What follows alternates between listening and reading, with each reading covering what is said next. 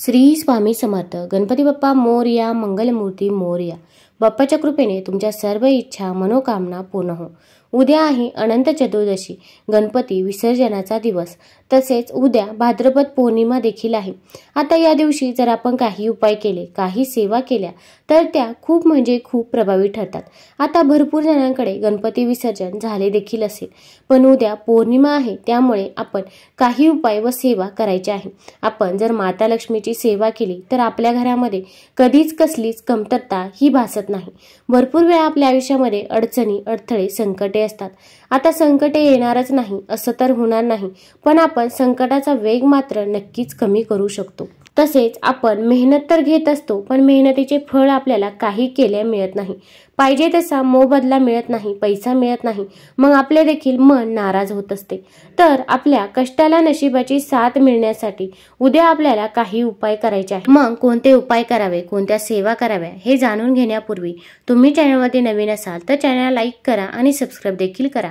कमेंटमध्ये श्री स्वामी समर्थ किंवा गणपती बाप्पा मोरया लिहायला विसरू नका. आता उद्या आहे अनंत चतुर्दशी तसेच पौर्णिमा. उद्या आपण सकाळी लवकरच उठायचं आहे. अगदी तुम्ही ब्रह्ममुहूर्तावरती उठले तरी पण चालेल. ब्रह्ममुहूर्तावरती आपण जी काही पूजा करत असतो, जी काही सेवा करत असतो, ती सेवा ही फलदायी ठरत असते. आता या दिवशी अनंत चतुर्दशी आहे. या दिवशी भगवान विष्णूंच्या अनंत रूपांची पूजा देखील केली जाते. या दिवशी भगवान विष्णूंचे भक्त दिवसभर व्रत ठेवतात आणि पूजेदरम्यान पवित्र धागा बांधतात. या धाग्याला अनंत धागा असे म्हणतात. या धाग्याचे वैशिष्ट्य म्हणजे या 14 गाठी असतात.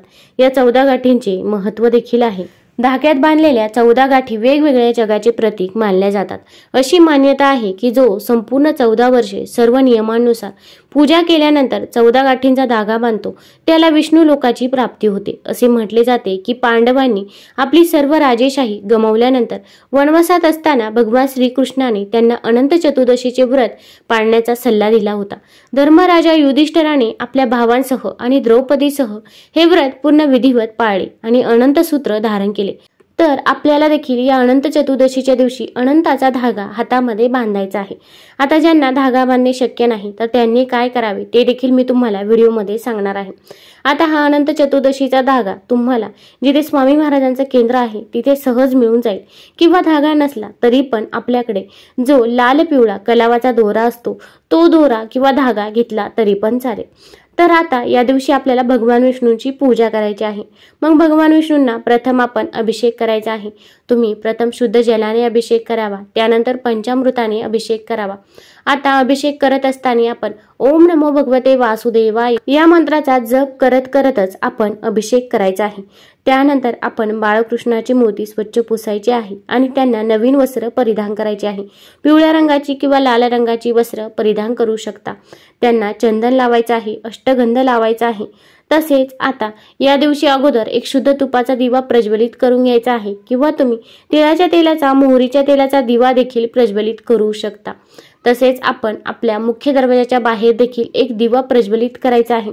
आता हा दिवा जर आपण प्रज्वलित केला तर आपल्या घराकडे माता लक्ष्मी ही आकर्षित होत असते. तर आपण पूजा करण्याच्या अगोदर हा दिवा प्रज्वलित करायचा आहे. तर आपण एक प्लेट घ्यायची आहे. प्लेटमध्ये थोडेसे अखंड तांदूळ घ्यायचे आहे. तांदूळ हे कुठेही तुटलेले फुटलेले नसावे. तांदळावरती आपण हळदी कुंकू अर्पण करायचं आहे. त्यानंतर आपण मातीची पंती किंवा कणकेचा दिवा घ्यायचा आहे. शक्यतो तरी तुम्हाला जर शक्य असेल तर कणकेचाच दिवा घ्यावा. आणि हे कणकेचं पीठ मळत असताना आपण त्यामध्ये थोडीशी हळद टाकायची आहे. आणि जर असे करणे शक्य नसेल तर आपण जो काही दिवा घेणार आहोत, मातीची पंती असेल किंवा दुसरा कोणताही दिवा असो, तर तो दिवा कुठेही तुटलेला फुटलेला नसावा. तसेच काळवंडलेला दिवा देखील नसावा. आपल्याला व्यवस्थितच दिवा घ्यायचा आहे. आपण जर तुटलेला दिवा घेतला तर आपल्याला त्याचे फळ देखील तशाच पद्धतीने मिळत असते. त्यामुळे कधी पण दिवा घेताना आपल्याला स्वच्छ दिवाच घ्यायचा आहे. आता हा दिवा घेतल्यानंतर आपल्याला एक लवंग घ्यायचा आहे. लवंग हे साबूत असावं, कुठेही तुटलेलं फुटलेलं नसावं, त्याला पुढे फूल देखील पाहिजे असं लवंग घ्यायचं आहे. तसेच एक हिरवी वेलची घ्यायची आहे. आपल्याला त्या दिव्यामध्ये एक लवंग आणि हिरवी वेलची टाकायची आहे. तसेच थोडीशी हळद देखील त्या दिव्यामध्ये टाकायची आहे. हळद ही माता लक्ष्मीला अत्यंत प्रिय आहे. भगवान विष्णूंना देखील हळद ही प्रिय आहे. तसेच हळद आपला गुरुग्रह देखील बळकट करत असते. त्यामुळे या दिव्यामध्ये आपण थोडीशी हळद टाकायची आहे आणि असा दिवा आपल्या मुख्य दरवाजाच्या बाहेर प्रज्वलित करायचा आहे. दिव्याला देखील हळदी कुंकू अर्पण करावं, एक फूल वाहावं. असा दिवा तुम्ही सकाळी तुमच्या मुख्य दरवाजाच्या बाहेर प्रज्वलित करायचा आहे. किंवा जर तुम्हाला सकाळी शक्य नसेल तर सायंकाळी जेव्हा लक्ष्मी येण्याची वेळ असते त्या वेळेमध्ये तुम्ही असा दिवा प्रज्वलित करू शकता. यामुळे माता लक्ष्मी ही आपल्या घराकडे आकर्षित होत असते व आपल्या घरामध्ये कधीही धनधान्याची कमतरता ही देखील भासत नाही. आता असा दिवा प्रज्वलित करायचा आहे. तसेच या दिवशी आपण भगवान विष्णूंची पूजा करायची आहे. आता भगवान विष्णू समोर देखील एक दिवा प्रज्वलित करावा. आता आपण या दिवशी भगवान विष्णूंना ज्या काही वस्तू प्रिय आहे त्या सर्व वस्तू त्यांना अर्पण करायच्या आहे. आपण एक तुळशी पत्र घ्यायचं आहे. तुळशी पत्र प्रथम स्वच्छ धुवून घ्यायचं आहे, स्वच्छ पुसायचं आहे आणि त्यानंतर आता या तुळशी पत्रावरती तुमची जी काही इच्छा आहे, मनोकामना आहे ती लिहायची आहे. मग तुम्हाला वाटत असेल की धनप्राप्ती व्हावी, घरामध्ये पैसा यावा किंवा नोकरी मिळावी असे वाटत असेल किंवा संतान प्राप्ती व्हावी असे वाटत असेल, जे काही आहे ते आपण मनापासून आणि श्रद्धेने त्या तुळशी पत्रावरती कुंकुवाने लिहायचं आहे. कुंकू थोडंसं ओलं करून घ्यायचं आहे आणि त्या ओल्या कुंकुवाने आपण तुळशी पत्रावरती जी काही इच्छा आहे, मनोकामना आहे ती लिहायची आहे. आणि त्यानंतर आपल्याला भगवान विष्णूंची 1000 नावे घ्यायची आहे. म्हणजेच आपल्याला विष्णू सहस्रनाम पठण करायचं आहे. पठण करणे शक्य नसेल तर तुम्ही श्रवण देखील करू शकता, पण विष्णू सहस्रनाम पठण करणे या दिवशी याला खूप महत्त्व आहे. यामुळे विष्णूंचा आशीर्वाद हा आपल्याला प्राप्त होत असतो. ज्यांना विष्णू सहस्रनाम पठण करणे शक्य नसेल तर अशा व्यक्तींनी एक श्लोकी विष्णू सहस्रनाम किंवा ओम नमो भगवते वासुदेवाय या मंत्राचा जप 108 वेळा करायचा आहे. आता यानंतर आपली इच्छा सांगून तुळशीपत्र हे भगवान विष्णूंच्या चरणाजवळ अर्पण करायचं आहे. त्या तुळशीपत्रावरती आपल्याला थोड्याशा अखंड अक्षता देखील अर्पण करायचा आहे, धूप दीप दाखवायचा आहे. आता यानंतर आपल्याला या दिवशी अनंताचा धागा देखील आपल्याला हातामध्ये बांधायचा आहे. आता हा धागा तुम्ही केंद्रामधून आणू शकता किंवा आपलाच घरी धागा बनवला तरी पण चालेल. आपण जर घरी धागा बनवणार असाल तर याला 14 गाठी बांधायच्या आहे आणि आपला मुलगा असेल किंवा मुलगी असेल प्रत्येकाच्या हातामध्ये आपण हा धागा बांधायचाच आहे. यामुळे भगवान विष्णूंचा आपल्याला आशीर्वाद हा मिळत असतो. तसेच आपल्या मुलाला कोणतंही संकट व विघ्न हे येत नाही.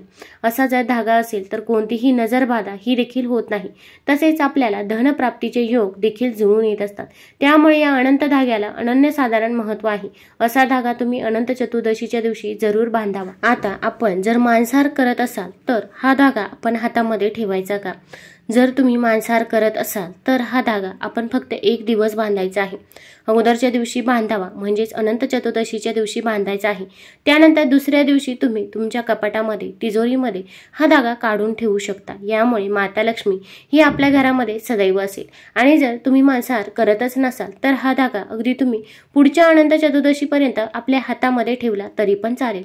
अनंताचा धागा पुरुषांनी उजव्या हातावर बांधावा व महिलांनी डाव्या हातावर बांधावा. धागा बांधताना आपल्याला एका मंत्राचा जप देखील करायचा आहे. स्क्रीनवरती जो मंत्र दिसत आहे तो मंत्र म्हणून आपण आपल्या मुलांच्या हातावरती हा धागा बांधायचा आहे. किंवा तुम्ही ओम अनंताय नमः, ओम अनंताय नमः या मंत्राचा जप करत करत जरी हा धागा बांधला तरी पण चालेल. अगदी मुलगा असेल, मुलगी असेल, प्रत्येकाच्या हातामध्ये आपण असा धागा बांधायचाच आहे. त्या धाग्याला 14 गाठी बांधून असा हातामध्ये धागा बांधावा. फक्त मासिक धर्म असेल किंवा सूतक असेल तर या काळामध्ये आपल्याला हा उपाय, ही सेवा करता येणार नाही. तुम्हाला जर हा व्हिडिओ आवडला असेल तर कमेंटमध्ये गणपती बाप्पा मोरया जरूर लिहा. धन्यवाद.